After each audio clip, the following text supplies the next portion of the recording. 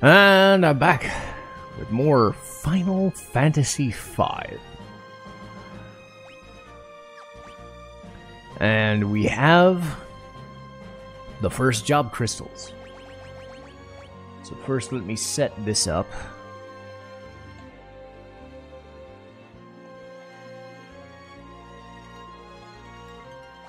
Because this will be a grind episode. But let me make sure... Yeah, there we go. Because the ABP will be going up quite a bit as the game goes on, but I'm going to set the money there. You know, 15-20 minutes just to talk about the battle system. So, Final Fantasy III was the first game in the Final Fantasy series to do the job system. I believe Dragon Quest did theirs in Final Fantasy or Dragon Quest 3. You know, jobs been a thing. In 3 it felt like there was versatility, but the way the game was designed, it encouraged certain classes at certain points of the game, and it left you kind of stuck. And it ended up not being as thought out as it should have been. Now, not every situation, but by and large, like, if you needed to be small, you needed to be small and focus on magic classes. You needed a certain class to beat a certain dungeon, you know, shit like that. It felt really forced. This was the first game where it felt natural, where you could do pretty much anything at any time without any real penalties, because there was a penalty involved in 3 too. So, let's show you what I mean. So we have Freelancer, which is good for the end of the game, but not right now. Essentially, any class that you master, if you go back to Freelancer, they get the highest stat of that mastery. So say, for instance, Monk. If you master Monk, your strength, HP, stuff like that will transfer over to Freelancer. And the skills that you learn as Monk, you can choose. You can also use any weapons and anything like that. It's a perfect job, along with like Mime and whatever, to end a thing. But right now, let's see. Now, I picked jobs at random before I started the game.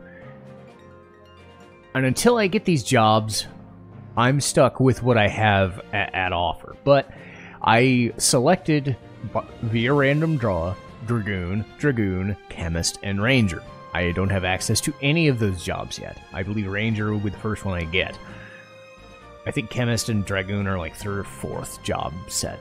But for right now, we have Thief, Knight, and 2 Black Mages. So I'm not going to be able to heal quite well, but for right now, we've got Thief. And he has no abilities, but he can steal. I'm not really big on stealing in these games. I've said as much. But in Final Fantasy V, you get a lot of passives. You can go a lot faster, you can see hidden walls, you know, cool stuff like that. So he will be a thief. Lena gets to be a knight. Pretty standard. Guard against damage and whatnot and all that fun junk. Does she have a shield? No, but she can buy one later.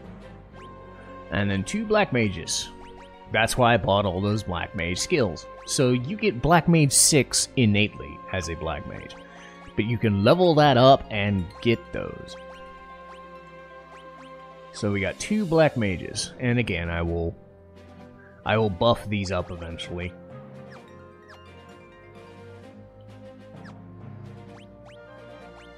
But yeah, you can switch these at any time.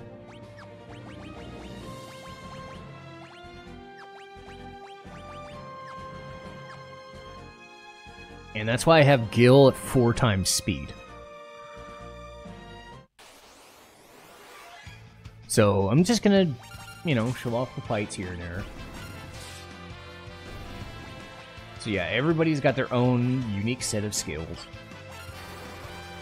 And again, you can change at any time, do anything you want. That's why I'm going to set these at normal speed for now because this is a grind episode. The money I'm gonna get whenever. But along with normal experience and changes in stats and everything like that, because you can see Lena is gonna have more strength than the thief, by and large. But you're also going to gain ability points. If you played stuff like Bravely Default, that's essentially the same thing. The experience for levels and junk like that. And then job points. And jobs are different. They can range from, 3 to 4 levels of points to 7. So you can see right here. Next is 10. So everybody at first gains a 10. So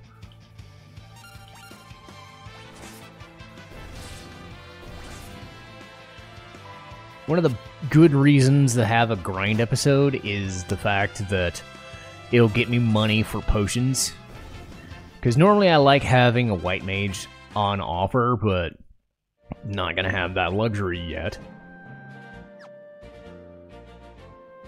And the first, the next area of the ship graveyard's not gonna be bad news, but... Also, if you're wondering, I hate thieves. I just do. I'm not a fan of the way thieves work in Final Fantasy. Some games you can do okay, but by and large, no. The steal rates for any good items, unless it's in a randomizer, are just so stupid. It's not even worth. So I don't do it. So a thief is, by and large, just going to be another melee class. They're going to be faster melee class, but a thief in Final Fantasy V is about his passive skills. I'm never going to use steal because, again, I remember watching a streamer like 2 or 3 years ago just spend 10 or 20 minutes trying to get a fucking javelin or something in this game. In Final Fantasy IX, he had Zidane, who's like one of the best melee characters. A different streamer spend half an hour trying to get something from a boss. Like, what the fuck? You're essentially taking away a good melee class, in Zidane's case, really fucking good, to steal every single turn while somebody's kicking the shit out of you. It's not... Ugh. So, yeah. In 8, 10, and 12, I found stealing to actually be a decent rate, but no. Anyway, we got abilities now. So we have Find Passages. So this will illuminate any hidden passages in the area. So that's a good innate skill for a thief to have. He gets that innately, but now I can pass that on to any other classes that I build up. So this is cover. This is innate if they have low HP, but this will give you access to it later. And Black Mage number 1. So early black magic. There you go. You got it. And cool. And Thief also gets dash, which is good. You can see how much faster I'm going. Almost uncontrollable to an extent. But that'll make things way faster. Super speed! But the benefit is now I have any and all classes, right, at my disposal. So we've seen these. Monk is just punch. Monk punches and punches and punches and punches. It's not as effective as it used to be. I'd say in games 1 and 3 they were a lot better, but if you still just want to say, I want to punch really hard, you do that. White Mage, pretty simple. And Blue Mage, this is, I believe, the introduction to Blue Mage, I want to say. So Blue Mage is you gain skills that enemies use, And it's a wonky class, but if you spend time learning certain skills, they can turn the tide of battle. They're very situational, but man, do they do some serious changing.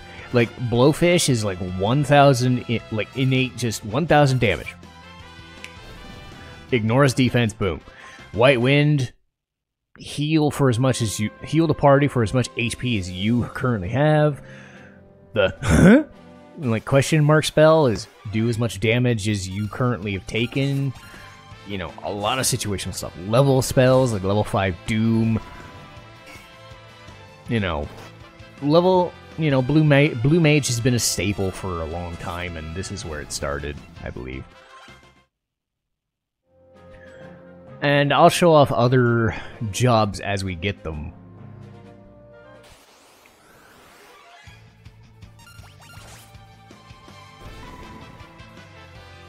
But yeah, it's nice that the ability to just change on the fly. Because, let's say for instance I get stuck in a boss. There are going to be times where I'm not going to be able to beat a boss. There are certain skills that I just prefer. Samurai gets an end-game skill that, like mid-game, which can basically just one-shot most bosses that are multiples.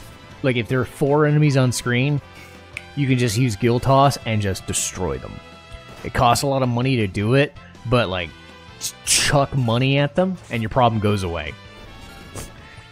It is absurd. And I have that in my back pocket as I just want to kill this thing. I would endeavor, under most circumstances,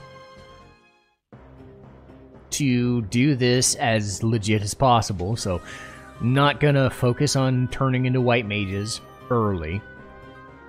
So that's why I'm building up whatever money I can to buy as many potions and tents as I can. If I have a mage heavy build, then I have a mage heavy build.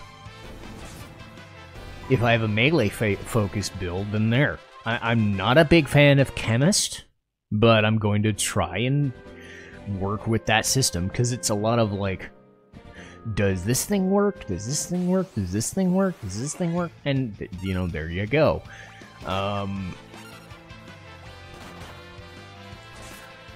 Ranger has this 4 times attack ability called X-Fight, which is just really good. It's Quadra Slam, essentially, from 6.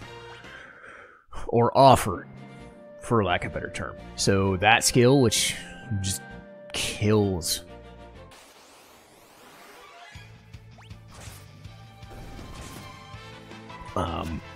Dragoon's pretty simple, straightforward. But I know that in the Final Fantasy Advanced version, there were other classes that got introduced. They're not included in the Pixel Remaster, which is a bit unfortunate, but at the same time, I've seen the Oracle class at work. First time a guy used it, it instantly killed his party, so I'm okay not having those. There's enough versatility in this game that I'm not really super worried about it. But yeah, a couple more fights. And then I'll go back to Tool off camera. So yeah, this episode is just going to be short. Let me get, you know, 1 or 2 more fights in there. This is just to buffer the playthrough, but also to explain the battle system for anyone who's never really played this before. Pretty straightforward, but a lot of people, myself included, just love this game's sense of exploration. Because some games, like Final Fantasy IV, you can't experiment with. Final Fantasy VI, you can, but only in the scope of a person's, you know, magic skills. This, you can experiment with abilities. Oh, looky, I stole stuff. A potion. I'm lucky. I said I wasn't going to steal anything, and look what I did. Well, don't get used to it.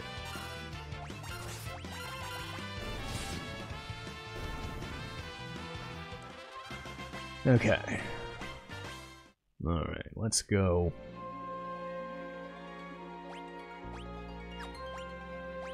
Set everything back.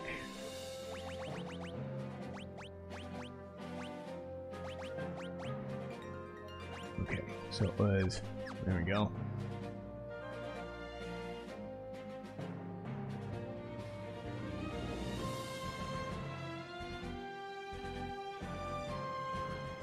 Alright.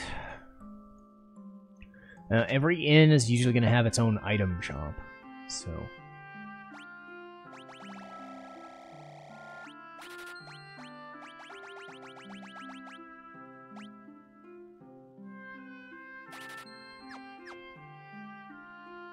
Whoops.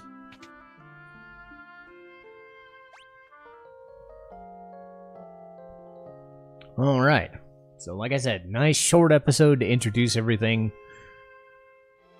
Let me save it, and we'll head to the Torna Canal.